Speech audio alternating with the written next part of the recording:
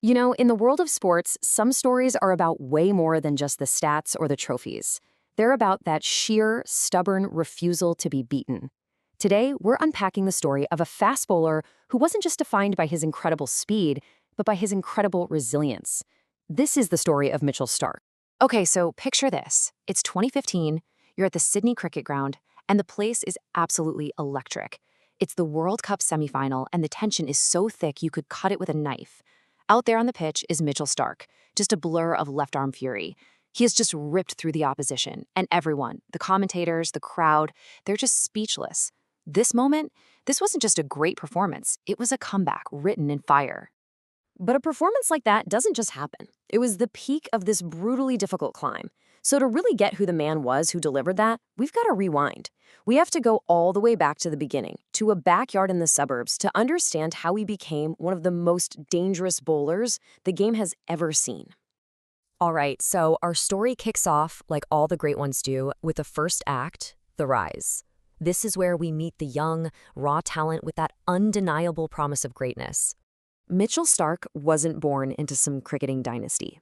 Nope, he was just an energetic kid playing in the backyard of a pretty modest family home. But even then, you could tell there was something different about him. The coaches saw it right away. Not just that he was tall, but his raw pace and this fiercely aggressive approach. He ends up making his debut for Australia at just 20 years old. And believe me, the world started to pay attention.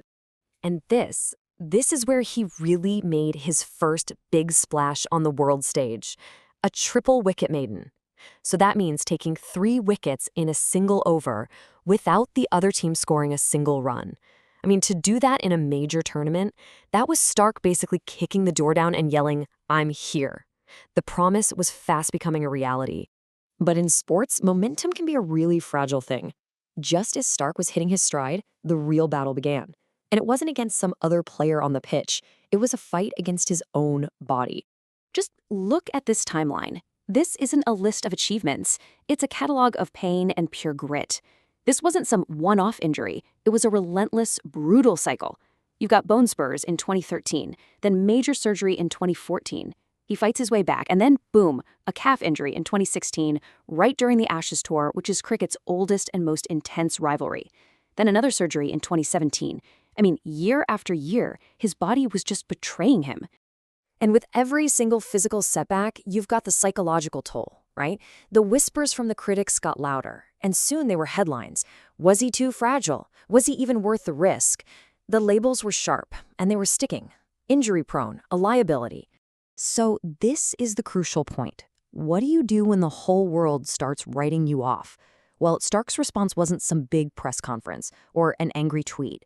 It was quiet, it was grueling, and it was relentless. He poured all of that frustration into his rehab, strengthening his core, tweaking his boning action to protect his body. It was, simply, work. His answer to all those critics didn't come in words. It came in a number. This number. 22. That's how many wickets he took in the 2015 World Cup, the most by any bowler in the entire tournament. It was the ultimate, undeniable answer. And this just perfectly captures the climax of that first great comeback. He powered Australia to victory in the final, on home soil no less. He wasn't the injury-prone guy anymore. He was the player of the tournament. He'd been broken, but he came out of the fire faster and fiercer than he was before. He was, literally, reborn. But here's the thing about this story. That incredible 2015 comeback, well, that wasn't the end. Not even close. That cycle of injury would come back, and he'd have to fight his way back all over again, forging his legacy not in just one comeback, but in many. And this table, this is what that long fight for redemption actually looked like. It tells the real story. After that 2015 peak, yep, the injuries returned. And yet every single time a World Cup rolled around, Starc answered the call. 2019, 16 wickets. 2022, proving he could dominate in the shortest format of the game too. And then 2024, a World Cup winner all over again. Come on, that's not just talent, that's an unbelievable display of mental fortitude. And that is what makes this a true full-circle redemption story. The journey from the bowler hobbled by bone spurs and dropped from the team in 2013 to the veteran champion holding that World Cup trophy again over a decade later. It's the kind of story arc you rarely see outside of a movie script. So when you strip it all away, the pace, the swing, the records, What is Mitchell Starc's true legacy? It's a legacy built on one powerful idea: resilience.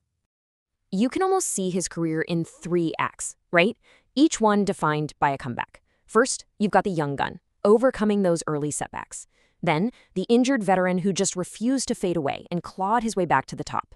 And finally, the 34-year-old legend, cementing his place as an all-time great, not in spite of his injuries, but because of how he conquered them.